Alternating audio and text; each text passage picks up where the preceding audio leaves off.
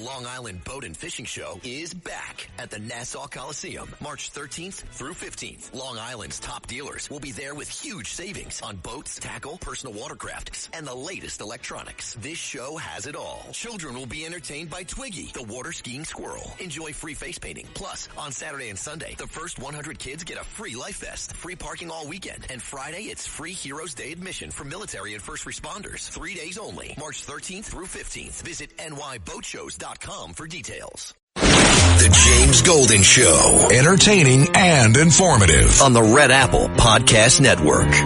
Welcome, my friends, to our number duo here on the Saturday Morning Extravaganza, your Saturday morning vibe. We are so pleased, ladies and gentlemen, to have a man with us who is the embodiment of the American dream.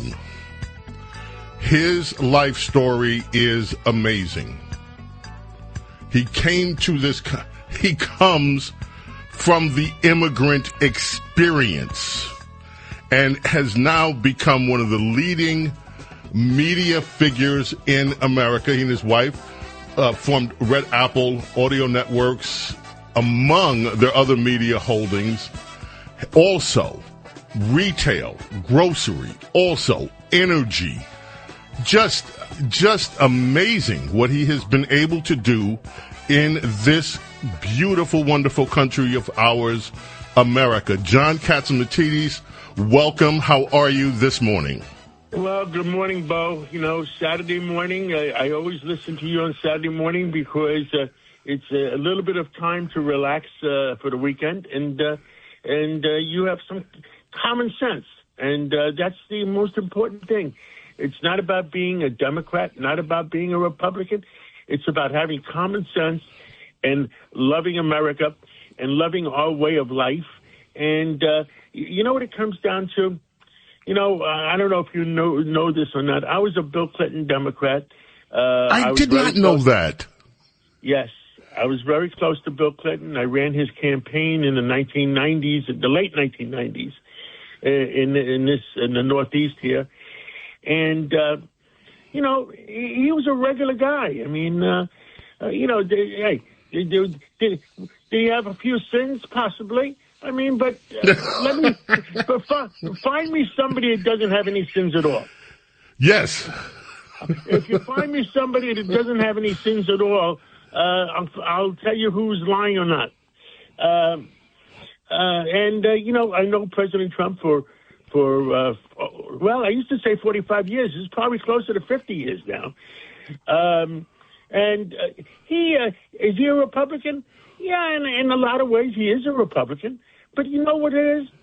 He's more of a businessman, and he's treating the United States of America as a business, which is great because it's going to make, you know, the United States of America is the greatest country in the world. Freedom of speech, freedom of religion. And that's what it's all about. And what he's trying to accomplish right now is get rid of the nut jobs, the terrorists. And I think it's the most important thing because, look, President Biden, I'm not going to blame him. I don't think he knew. I don't think he was conscious. I don't think he knew what was going on. If you talk to people that know him very well, and I know him for 40 years too, President Biden, the last 4 years of his presidency, was not President Biden. So I don't want to blame him. But the people around him were very, very bad for America. And look, I am the highest layperson in the Greek Orthodox Church of North America, of the United States, and also I report to the Patriarch in Constantinople, who is on equal footing with the Pope in Christianity, and I'm also in charge of keeping ecumenical, I guess, religion. We love the Muslim people. We love the Protestants. We love the Christians. We love the Jews. I get along with everybody. But there's a sect of the Muslim community, and the sect, I forget what they call it. Let me see if I remember. Dawa is an Islam, a sect of the Muslim community that says the whole world must become Muslim. It is a political government expanding throughout Europe, now in the United States and New York City. Only Hungary, Poland, and Portugal are resisting it in Europe, and Greece a little bit. And I don't believe in having wars among religion. I believe in that everybody should have the freedom of their religion, whether they're Muslim or whether they're Jews or whether they're Christians. Everybody should have freedom. But to attack each other's religion, I think is wrong. So let's go back to what you called me for. What did you really call me for? Oil. And I want to know, and thank you for that, oil, because you know these energy markets better than anybody else. You have been, and by the way, 3 years ago now, you told me, we were talking privately, and you told me keep an eye on micro nuclear. I read something this week, China is making the advancements, and we are lagging behind. But before we get even to that, oil, how important is... We can talk for 3 hours, you know that. Yes. Oil. Okay. How important is oil, John, for the economy of the world? The oil is the only real economy of the world. It's going to run the world for the next 30, 40, 50 years. The United States, North America, and hopefully, I know that President Trump and Prime Minister Carney of Canada talked last week. So hopefully they're getting better, getting together a little bit, because there was a lot of conflict there. The Canadians, I love the Canadians. They're great people. But they can't take a joke, in my opinion. When President Trump says we're going to make him the 51st state, we know, we're getting to know President Trump. He likes to do things like that. He doesn't really mean it. He really wants, in my opinion, I don't want to talk for the president, but he does. Once people sit around the same table with him, there's always a deal to be made. He is a deal maker. And I was on Fox News yesterday. I was at Fox Business with Maria Bartiromo. And what I said is, the fact is, and it's very important, this is a very important part, World War II was started because Franklin Delano Roosevelt, who, by the way, who did not like the Jews. Remember, he turned away all those ships away from New York. That's right. That's right. All right. Franklin Delano Roosevelt squeezed the Japanese people and gave them zero oil. And that's the Japanese had no choice but to attack Pearl Harbor. And that's how World War II started. Some people are saying that maybe Roosevelt really wanted to get into World War II and help Europe, and that's why that was an excuse to get into it. I don't know what the real truth is. Maybe someday we'll find out. But President Trump, what is he doing? He took over Venezuela. Cuba, any day now. Any day now. It's going to happen. And I understand that Marco Rubio is talking to the Cubans, and they're talking in Spanish, in Cuban accent, which is good. Marco and by Rubio, the way, yeah. John, didn't we learn that the Cuban Communist Party headquarters was set on fire by demonstrators in Cuba? I did not see that yet. See, you woke up a little bit earlier than I did today, and I didn't get up till 6 o'clock. Okay. I believe that I saw reports online that the communist headquarters in Cuba has been set on fire by protesters. People are now protesting in the street against the communist regime. We'll see whether that pans out or not. Well, I understand that Marco Rubio is talking to Fidel Castro's grandson, who is still very well respected and still has a lot of power, I guess. And maybe I think President Trump has won back the entire the southern and northern hemisphere, South America, Central America. And he's done a great job. Now let's go the other way. Because we cut out, we took over Venezuela that was supplying China. We took over Iran supplying China. You know what President Trump did? President Trump called up China, and you know what he said to them? You can have all the oil you want. In other words, he has China, President Xi, and President Trump have communications. Communications is the most important thing in the world because there's not going to be World War III because they know with President Trump, it's a negotiation, it's not a war. And the same thing with Putin. Putin may be a pain in the rear end, and he is a pain in the rear end. But at the end of the day, it's a negotiation with Putin.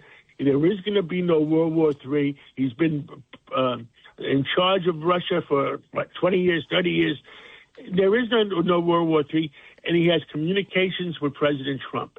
So are we going to have minor skirmishes? Yes, but no world wars. Isn't that the most important thing in the world, Bo? It is absolutely important. Now, you mentioned in your text to me that under Biden, oil was $90 a barrel for 4 years. What are you expecting to happen here with the situation with Iran and the price of oil? Okay. I mean, for your listener there that was upset, is under President Biden, it was $90 a barrel for 4 years. That's 48 months.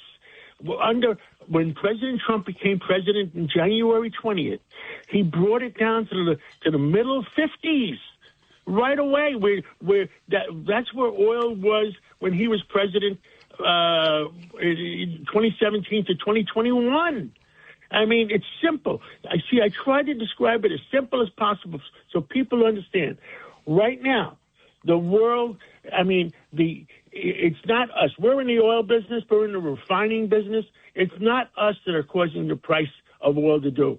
It's the big four, the big five, the Exxon Mobils of the world.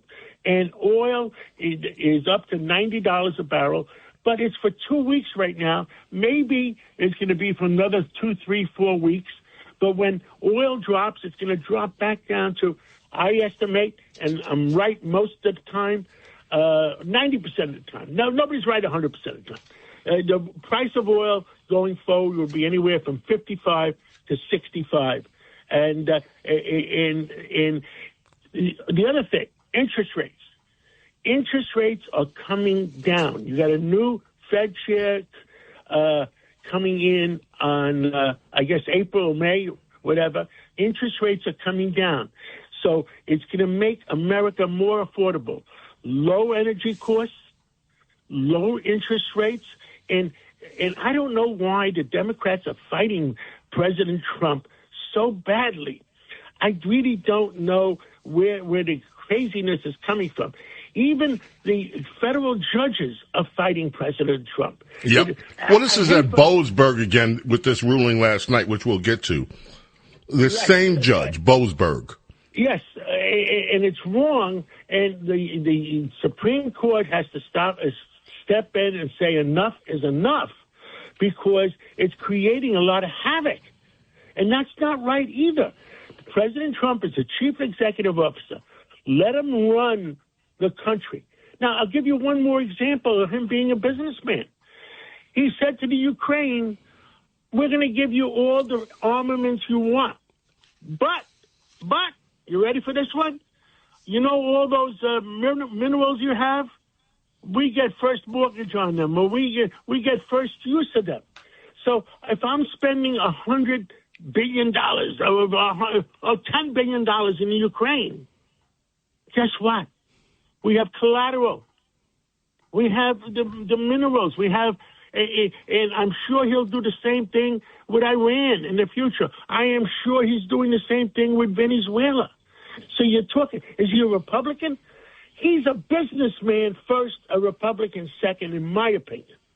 Love it. So Mayor Mamdani in New York City wants to raise the estate taxes from 16 to 50% and lower the number from $7.1 million to $750,000, which, by the way, who do you think this affects? New York City has 123 billionaires, average age 67 years old. What do you think a 67-year-old is thinking about?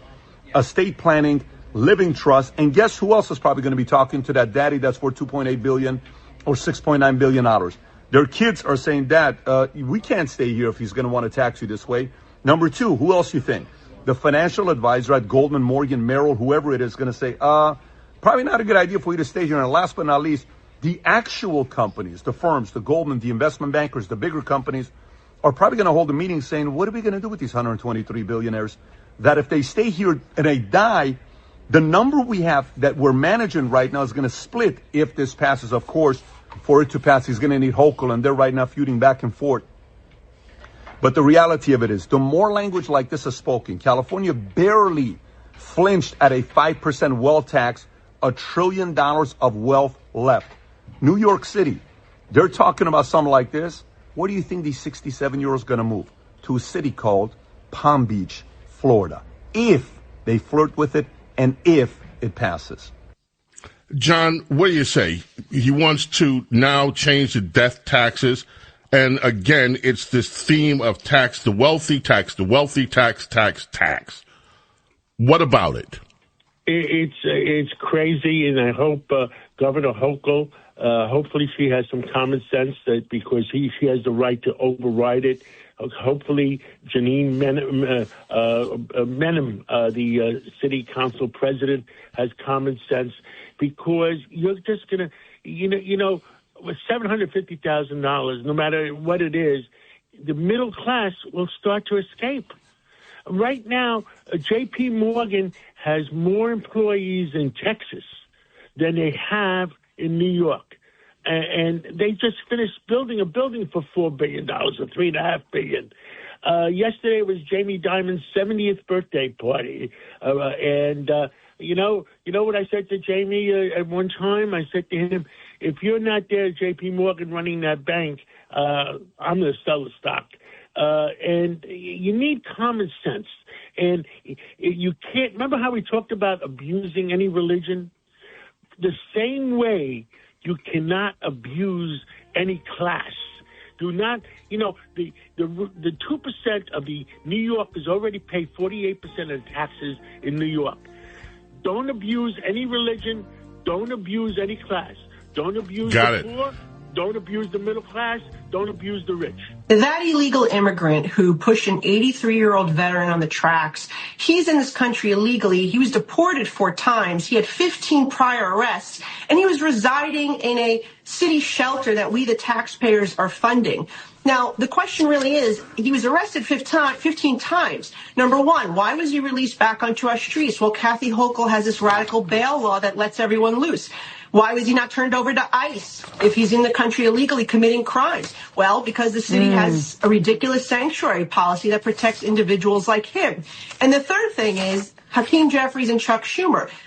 This guy is the one who they're defending. This is who they're fighting for. This is who they're shutting down the Department of Homeland Security for, to protect guys like this that are in the country illegally, wreaking havoc on our streets. And it's shameful. So, he's a perfect poster child, this illegal immigrant who did this, of what the Democrat policies lead to. And Mamdani should be coming out forcefully condemning this. He doesn't even care. You have an 83-year-old man injured. Where is he? Did he reach out to the family? Has he visited this man in the hospital that was attacked by somebody who shouldn't have been here to begin with? And his policies continue to protect. James Goldman, Snerdley, with you here on our Saturday Extravaganza. With me, John Catsimatidis.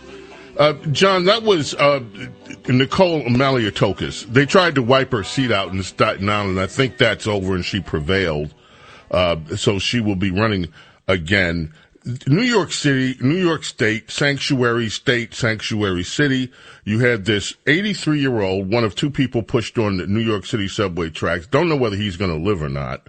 It turns out illegal alien been deported 5 times, in jail over again.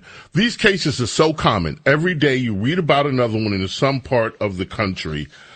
Meanwhile, we have people now standing online for hours and hours trying to get flights because because Chuck Schumer, Hakeem Jeffries, and the Democrat Party have shut down DHS to fund TSA, FEMA, Coast Guard, all so that they can intimidate the administration into corralling ICE so that they don't conduct deportations. John, where is all this headed? And you said common sense. What about any of this is common sense? None of it is common sense. Last night, and I had Senator John Fetterman on my show. And you know what he said? The way the Democratic Party is today, and I could say it as an old Clinton Democrat the same way. If President Trump said, I want chocolate syrup on my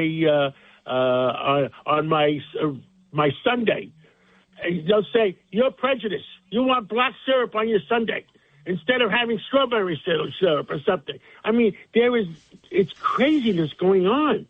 You know, when me and you grow up, Bo, they used to have a Superman comic called Bizarro World. Yes. Well, I think we have experienced Bizarro World. I mean, if it's snowing, they're going to blame it on President Trump. There's a Trump syndrome in the Democratic Party. The leadership of the Democratic Party has said, well, we can get 40% of the people that hate Trump, and that's going to be our new agenda. Well, I say you're wrong, guys. You're wrong. It's about sitting down at the same table and doing what's best for America. Why? I mean, President Trump. I'm also the chairman of the Federal Law Enforcement Foundation, where all the 3-letter words come about. And my chief of staff is George Venizelos, who's the FBI for 27 years, and he was in charge of New York for 4 years. And you know what I'm saying? Law enforcement, you gotta have common sense. And what I told originally to President Trump, just before the election in 2024, I met with him in August 2024 in Bridgehampton. And there was only about 10 of us, or 15 of us. It was at the current Secretary Lutnick's home. And they all were sitting around. And I remember Kevin McCarthy was on my left, and on my right was the head of the GOP, Watley, at that time. And President Trump says, and he thought he was making everybody in the room happy. We're going to deport 20 million people. I said, Mr. President, and I always call him Mr. President, even though I know him for 50 years. I said, Mr. President, we're not going to do that. And he laid back and he said, John, I said, we're going to get rid of all the major criminals. Let's get rid of the drug addicts. Let's get rid of the killers. Don't forget, Mondami in Venezuela opened up all the jails, sent all the people, the murderers, the killers, they sent them all to New York mostly. And they opened up all the hospitals. They sent all the sick people. I was also, by the way, vice chairman of the Ellis Island Foundation, along with Bill Fugazi, an old New York guy, and Lee Iacocca. And we believe in immigration. Immigration, yes. Invasion, no. And what did we always say?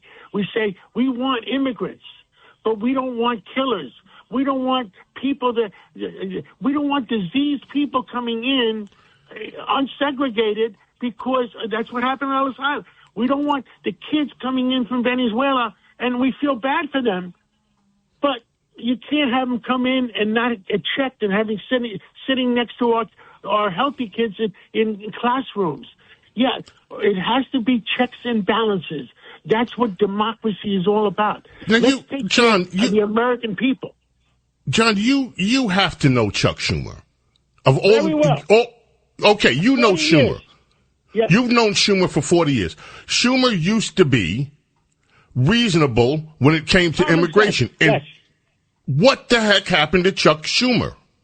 I think all the common sense Democrats are scared of the Democratic Socialist people.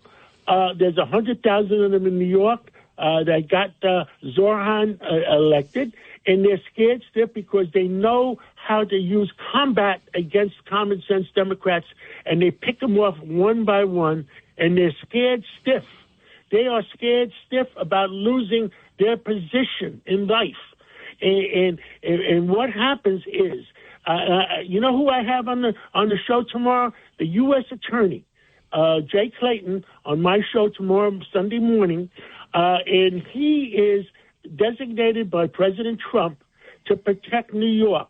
And he works with all the federal bureaus, ATF, DEA, FBI, and he works with all the federal bureaus to keep New Yorkers safe. Because right now, you know, he works with the NYPD very well, and I think Jessica Tisch is working very, very hard. And we have to have law and order.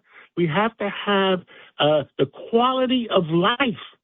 It is crazy what's going on in New York. And if we lose the senior NYPD police force and replace them with all rookies, New Yorkers are not going to be well off. All right, one last thing.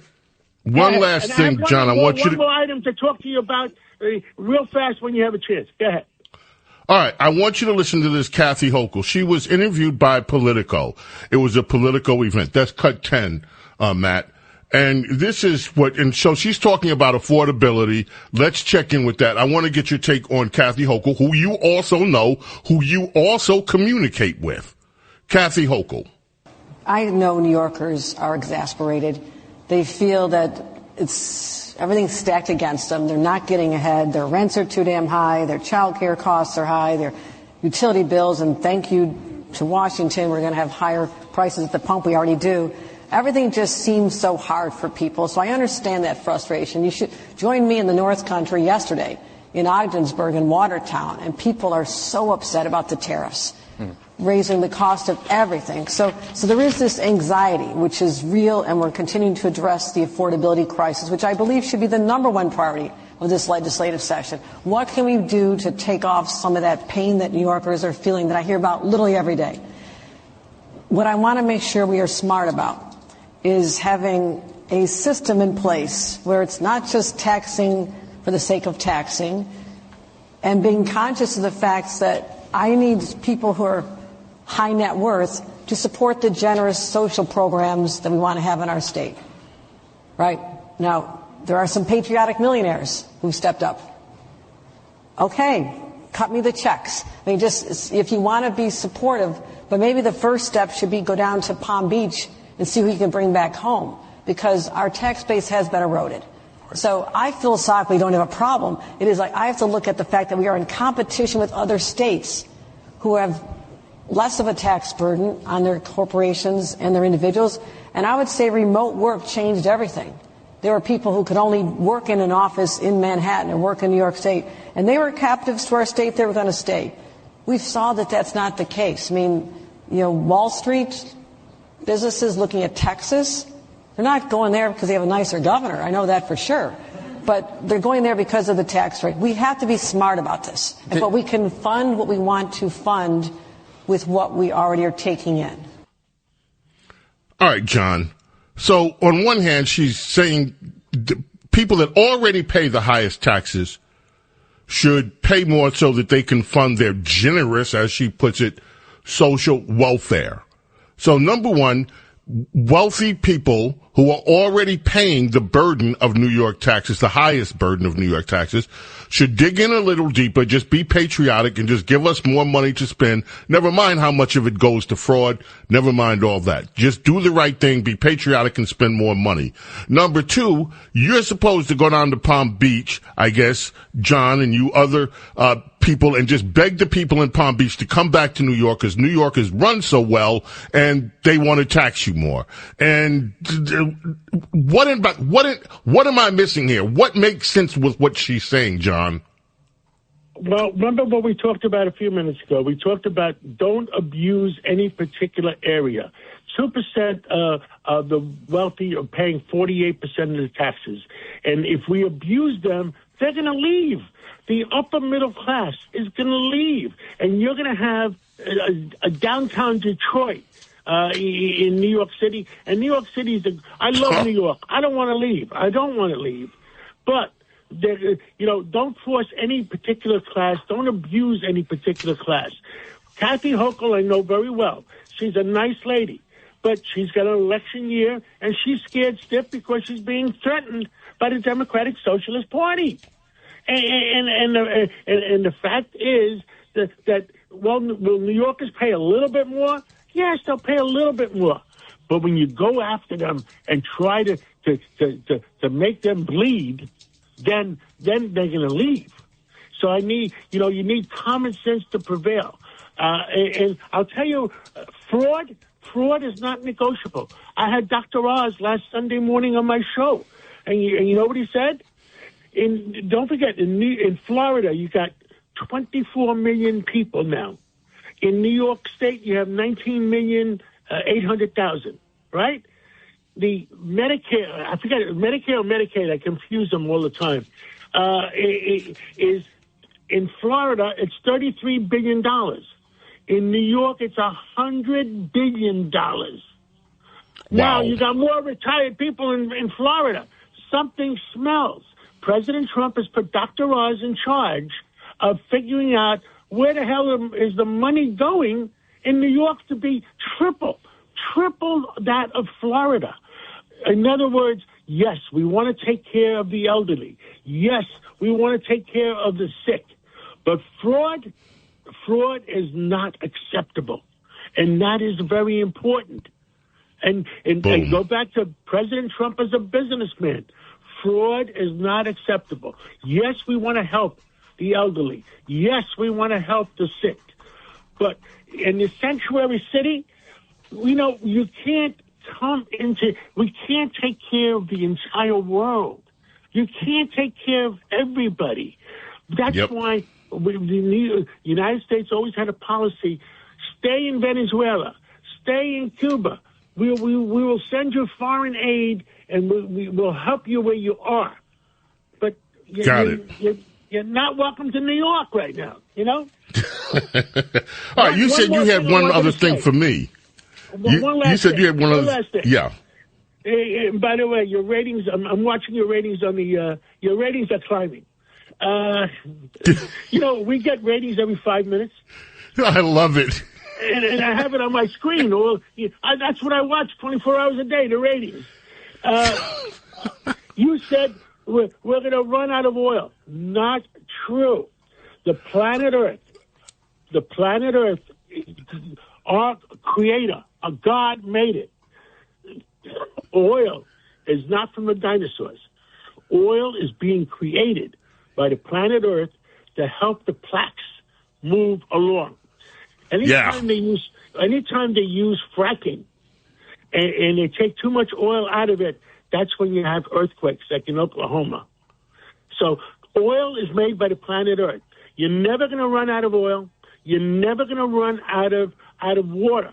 You could keep the water is the same water we had 1 billion years ago. We still have the same water. You could, and the reason for hurricanes, the reason for tornadoes, it's to balance out the world. The creator of the planet Earth, the creator of us, has created the planet Earth to balance itself out. So this crap about global warming, global cooling, it's all crap. And we cannot abuse our people and charge them $1 zillion for electricity because the people are doing dumb deals in New York. The James Golden Show on the Red Apple Podcast Network.